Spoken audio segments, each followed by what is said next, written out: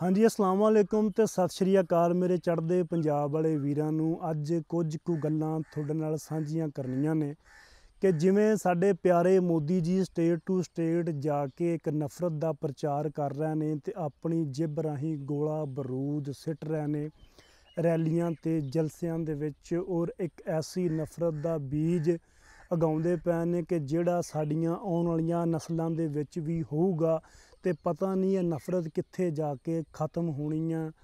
ते अगली गल, कुछ कु साडे पंजाबी वीर जो बार्डर पार बैठे ने इस गल दा रोस जताउंदे ने कि इस कॉन्फ्लिक्ट दे विच थोड़ी आर्मी ने श्री अमृतसर साहब गोल्डन टैंपल ते अटैक किया या अटैक करने की कोशिश की या इन फ्यूचर वो इत्थे अटैक करनगे फ्रंट ते तां असी बैठे हाँ, तुसी साडे नाल या असी तुहाडे नाल काहदी सांझ की गल करिए या साडी सांझ काहदी है। तो कुछ कु होर गल्लां मैं तुहाडे नाल सांझियां करनियां ने। अच्छा, पहली गल तो है कि यूपी दे विच सी इलैक्शन, मोदी जी होरां दी उत्थे पोजीशन बड़ी डाउन है। लालू प्रसाद दा मुंडा इन्हां कोलों हरदा नहीं। 10 सालां दे विच पहली वारी इन्हां ने बीजेपी ने सियासी जमातां इकट्ठियां करके एक अलायंस बनाया।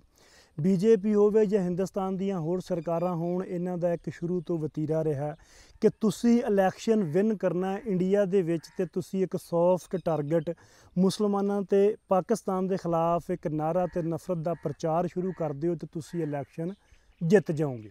तो उही काम इन्हां ने कीता। इन्हां आप ही पहलगाम दे विच अटैक करवाया। इन्हें सोचा कि असी पाकिस्तान नूं दुनिया ते साबित कर देंगे कि दहशतगर्द मुल्क है। असी पाकिस्तान नूं इंटरनेशनल लैवल ते एक्सपोज कर देंगे, डिप्लोमैटिकली आइसोलेट कर देंगे, IMF कोलों इन्हां दा फंड बंद करवा देंगे तो इन्हां नूं ब्लैक लिस्ट करवा देंगे FATF कोलों। तो साडियां फौजां चाहे वो एयर पावर होवे या साडी पानी वाली फौज होवे या बार्डरां तो साडी फौज क्रॉस करके पाकिस्तान दे विच जाऊगी तो पाकिस्तान नूं तबाह बर्बाद करके वापस आ जूगी तो पाकिस्तान रिटेलीएट ही नहीं करूगा। तो असी फिर इस चीज़ का प्रचार करांगे कि देखा, दुश्मन को हमने सबक सिखा दिया, मोदी जी ही हैं जो आपको पाकिस्तान से बचा सकते हैं, इसलिए आप मोदी जी को वोट दें, मोदी जी शेर हैं, ये दहाड़ते हैं। इहो जिहा बयान दे के ते अपनी जनता नूं बेवकूफ़ बना के ते असीं इन्हां को वोट लैके ते दोबारा जित जावांगे।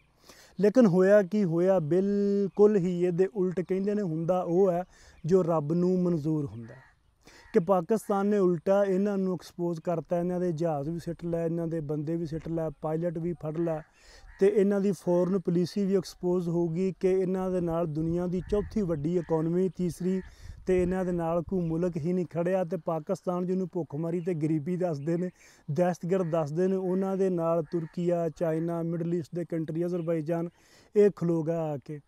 हैं, पाकिस्तान नूं IMF ने करजा भी देता, जिहड़ा करजा है बंद कराउणा चाहुंदे सी। पाकिस्तान की हालत इकोनॉमी की भी बेहतर हुंदी जा रही है।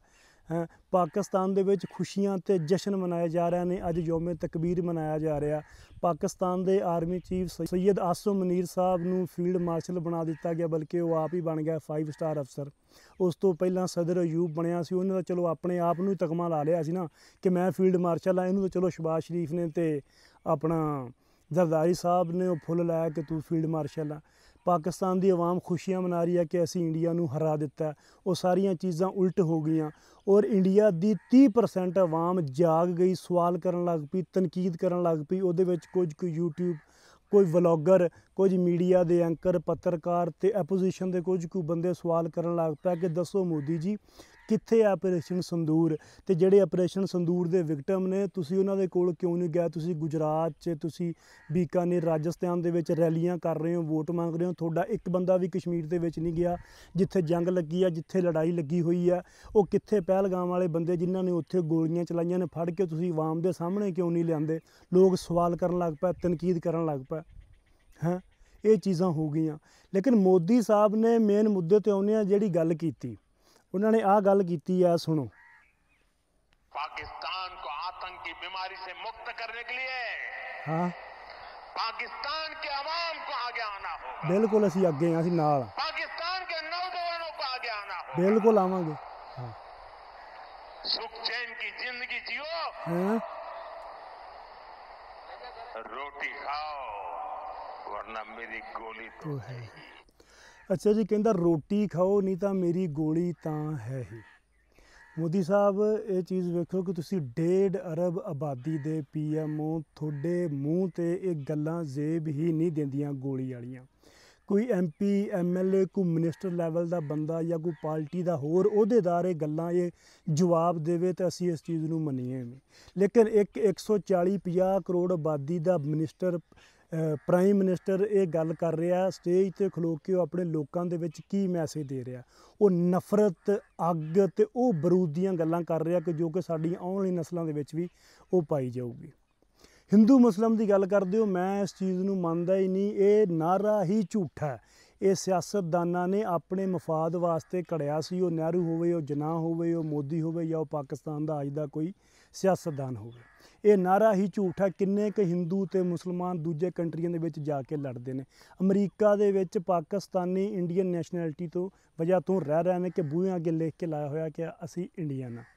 ਲੋਕ ਇੱਕ ਦੂਜੇ ਨੂੰ ਮਿਲਦੇ ਨੇ, ਪਿਆਰ ਕਰਦੇ ਨੇ। ਉੱਥੇ ਤਾਂ ਲੜਦੇ ਨਹੀਂ, ਜਾਂ ਇੱਥੇ ਆਉਂਦੇ ਨੇ ਸਬ ਕੰਟੀਨੈਂਟ ਦੇ ਵਿੱਚ ਤੇ ਇੱਥੇ ਇਹਨਾਂ ਦੀ ਲੜਾਈ ਸ਼ੁਰੂ ਹੋ ਜਾਂਦੀ ਹੈ। ਇਹ ਨਫ਼ਰਤ ਅੰਗੇਜ਼ ਬਿਆਨ ਬਿਲਕੁਲ ਵੀ ਬਣਦਾ ਨਹੀਂ ਸੀ ਇਹਦਾ ਦੇਣਾ, ਬਲਕਿ ਇੱਕ ਬੰਦਾ ਜਿਹੜਾ ਹੈ ਹੀ ਅੰਦਰ ਦਾ ਜਾਬਰ ਤੇ ਜ਼ਾਲਮ, ਉਹਨੂੰ ਫਰਕ ਨਹੀਂ ਪੈਂਦਾ ਕਿ ਉਹ ਕੀ ਬਿਆਨ ਦੇ ਰਿਹਾ, ਉਹ ਵੀ ਪਬਲਿਕ ਨੂੰ ਟਾਰਗੇਟ ਕਰਕੇ, ਨਾ ਕਿ ਉਹ ਪਾਕਿਸਤਾਨ ਦੀ ਮਿਲਟਰੀ ਨੂੰ ਜਾਂ ਕਿਸੇ ਸਿਆਸੀ ਜਮਾਤ ਨੂੰ, ਸਿੱਧਾ ਪਬਲਿਕ ਨੂੰ, ਜਿਹੜੀ ਪਬਲਿਕ ਜੰਗ ਚਾਹੁੰਦੀ ਹੀ ਨਹੀਂ ਹੈ। ਇਹੋ ਜਿਹਾ ਬਿਆਨ ਅਗਰ ਇੱਧਰੋਂ ਵੀ ਕੋਈ ਦਿੰਦਾ ਤੇ ਅਸੀਂ ਉਹਨਾਂ ਦੀ ਤਨਕੀਦ ਕਰਦੇ ਹਾਂ। ਭੁੱਟੋ ਸਾਹਿਬ ਨੇ ਇੱਕ ਵਾਰੀ ਕਿਹਾ ਸੀ ਕਿ ਅਸੀਂ ਘਾਹ ਖਾ ਲਾਂਗੇ ਲੇਕਿਨ ਬੰਬ ਬਣਾਵਾਂਗੇ। ਸਾਨੂੰ ਤਾਂ ਉਹ ਗੱਲ ਵੀ ਪਸੰਦ ਨਹੀਂ ਆਈ। ਬਿਲਾਵਲ ਭੁੱਟੋ ਨੇ ਕਈ ਵਾਰੀ ਇਹੋ ਜਿਹਾ ਬਿਆਨ ਦਿੱਤੇ ਨੇ ਇੰਡੀਆ ਦੇ ਖਿਲਾਫ, ਸਾਨੂੰ ਤਾਂ ਉਹ ਗੱਲ ਵੀ ਪਸੰਦ ਨਹੀਂ ਆਉਂਦੀ, ਅਸੀਂ ਉਹਦੇ 'ਤੇ ਤਨਕੀਦ ਕਰਦੇ ਹਾਂ। ਪਰ ਇੰਡੀਆ ਦੇ ਕਿੰਨੇ ਕੁ ਲੋਕ ਇਸ ਬਿਆਨ 'ਤੇ ਤਨਕੀਦ ਕਰਨਗੇ, ਇਹ ਸਵਾਲ ਸੋਚਣ ਵਾਲਾ। ਅਗਲੀ ਗੱਲ ਇਹ ਹੈ ਕਿ ਜਿਹੜੇ ਵੀਰ ਸਾਡੇ 'ਤੇ ਰੋਸ ਜਤਾਉਂਦੇ ਸੀ ਕਿ ਤੁਹਾਡੀ ਆਰਮੀ ਨੇ ਇਹ ਅਟੈਕ ਕਰਨ ਦੀ ਕੋਸ਼ਿਸ਼ ਕੀਤੀ ਆ ਗੋਲਡਨ ਟੈਂਪਲ 'ਤੇ, ਤਾਂ ਮੇਰੇ ਕੋਲ ਇੱਕ ਵੀਡੀਓ ਕਲਿੱਪ ਹੈ ਸਾਡੇ DG ISP RM ਸ਼ਰੀਫ ਚੌਧਰੀ ਸਾਹਿਬ ਦਾ। ਉਹਨਾਂ ਨੇ ਅੱਜ ਤੋਂ 4 ਦਿਨ ਪਹਿਲੇ ਇੱਕ ਕਾਨਫਰੰਸ ਕੀਤੀ ਹੈ। ਮੈਂ ਹਰ ਪਾਕਿਸਤਾਨੀ ਨੂੰ, ਹਰ ਇੰਡੀਅਨ ਨੂੰ ਤੇ ਹਰ ਪੰਜਾਬੀ ਨੂੰ ਕਹੂੰਗਾ ਕਿ ਤੁਸੀਂ ਜਾ ਕੇ ਉਹ ਕਾਨਫਰੰਸ ਉਹਨਾਂ ਦੀ ਜ਼ਰੂਰ ਸੁਣੋ। YouTube 'ਤੇ ਪਈ ਹੋਈ ਆ। ਉਹਦੇ ਵਿੱਚ ਉਹਨਾਂ ਨੇ ਐਕਸਪੋਜ਼ ਕੀਤਾ ਸਲਾਈਡਾਂ ਚਲਾ ਕੇ ਕਿ ਇੰਡੀਆ 2019 ਤੋਂ ਲੈ ਕੇ ਹੁਣ ਤੱਕ ਕਿਵੇਂ ਬਲੋਚਿਸਤਾਨ ਦੇ ਵਿੱਚ, ਪਾਕਿਸਤਾਨ ਦੇ ਵਿੱਚ ਦਹਿਸ਼ਤਗਰਦੀ ਕਰ ਰਿਹਾ। ਉਹਨਾਂ ਨੇ ਪੂਰੇ ਤੱਥ ਤੇ ਸਬੂਤ ਦਿੱਤੇ ਨੇ, ਕੁਲਭੂਸ਼ਣ ਯਾਦਵ ਤੱਕ। ਉਹ ਰੀਸੈਂਟਲੀ ਜਿਹੜਾ ਬਲੋਚਿਸਤਾਨ ਦੇ ਵਿੱਚ ਖੁਜ਼ਦਾਰ 'ਚ ਬੱਸ ਹਮਲਾ ਹੋਇਆ, ਜਿੱਥੇ ਖੁਦਕੁਸ਼ ਬੰਦੇ ਨੇ ਬੰਬ ਬਲਾਸਟ ਕੀਤਾ, ਜਿਹਦੇ 'ਚ ਬੱਚੀਆਂ ਸੀ ਸਕੂਲ ਦੀਆਂ, APS ਸਕੂਲ ਦੀਆਂ, ਸਵੇਰੇ 7:30 ਵਜੇ ਸਕੂਲ ਜਾ ਰਹੀਆਂ ਸੀ, ਜਿਹਦੇ 'ਚ 6 ਤੋਂ 7 ਬੱਚੀਆਂ ਨੂੰ ਸ਼ਹੀਦ ਹੋ ਗਈਆਂ ਨੇ ਔਰ ਬਾਕੀ ਜ਼ਖਮੀ ਸਨ। ਇੱਕ ਬੱਸ ਦਾ ਡਰਾਈਵਰ ਔਰ ਇੱਕ ਚੌਕੀਦਾਰ ਜਿਹੜਾ ਸਿਕਿਉਰਿਟੀ ਗਾਰਡ ਸੀ ਉਹ ਵੀ ਸ਼ਹੀਦ ਹੋਇਆ ਉਹਦੇ ਵਿੱਚ। ਤੇ ਇਸ ਤੋਂ ਪਹਿਲਾਂ ਵੀ ਜਿਹੜੇ ਉੱਥੇ ਵਾਕਿਆਤ ਹੁੰਦੇ ਰਹੇ ਨੇ ਤੇ ਹੁਣ ਵੀ ਹੁੰਦੇ ਪਏ ਨੇ, ਜਿਹਦੇ ਖਿਲਾਫ ਪਾਕਿਸਤਾਨ ਆਰਮੀ ਨੇ ਆਪਰੇਸ਼ਨ ਮਾਸੂਮ ਸ਼ੁਰੂ ਕੀਤਾ ਹੈ ਹੁਣ ਬਲੋਚਿਸਤਾਨ ਦੇ ਵਿੱਚ। ਤੇ ਢੇਰ ਸਾਰੇ ਉਹਨਾਂ ਨੇ ਇੰਡੀਅਨ ਏਜੰਟ ਜਿਹੜੇ ਫੜੇ ਵੀ ਨੇ ਤੇ ਮਾਰੇ ਵੀ ਨੇ। ਉਹਨਾਂ ਨੇ ਉਹ ਸਾਰੀਆਂ ਗੱਲਾਂ ਤੇ ਗੋਲਡਨ ਟੈਂਪਲ ਦੇ ਹਵਾਲੇ ਨਾਲ ਜੋ ਬਿਆਨ ਦਿੱਤਾ ਹੈ, ਆ ਮੈਂ ਵੀਡੀਓ ਚਲਾਉਣਾ, ਤੁਸੀਂ ਆਪ ਹੀ ਸੁਣ ਲਓ। ਥੋੜੀ ਜੀ ਵੀਡੀਓ, ਪੱਤਰਕਾਰ ਸਵਾਲ ਪੁੱਛ ਰਿਹਾ, ਥੋੜੀ ਭਜਾ ਕੇ ਅੱਗੇ ਕਰਕੇ ਇੱਥੇ ਬੋਲਦੇ ਨੇ, ਤੁਹਾਨੂੰ ਦੱਸਦਾ। अच्छा सुनो, देखिए फैक्ट्स अगेन बड़े क्लियर है। पाकिस्तान का जो अवाम है, स्पेशली जो पाकिस्तान के पंजाब है, इसकी और जो सिख कम्युनिटी है, इनकी एक बड़ी क्लोज कल्चरल एफिनिटी है। चाहे वो लैंग्वेज में हो, कस्टम्स में हो। एक प्यार का, मोहब्बत का रिश्ता है, एक रिस्पेक्ट का रिश्ता है। जो आप देखते हैं जब सिख यात्री यहाँ पे आते हैं तो कितनी मोहब्बत से पाकिस्तान के अवाम जो है उनको वेलकम करते हैं, गले लगाते हैं। ये गल सच्ची है। आप उसे DNA का प्यार मोहब्बत आपको नजर आती है। सिख मजहब की बड़ी जो अहम मुकद्दस मकामात हैं वो पाकिस्तान में पंजा साहब है, ननकाना साहब है, करतारपुर साहब है और दीगर है। हम ना सिर्फ उनकी हिफाजत करते हैं, हम उनका ख्याल करते हैं, हम उसको फैसिलिटेट करते हैं या नहीं करते। तो अगर पाकिस्तान ने हिंदुस्तान पे किसी जगह पे हमला करना है तो why on one place, why would Pakistan do that? कोई इसकी लॉजिक है, कोई अकल है?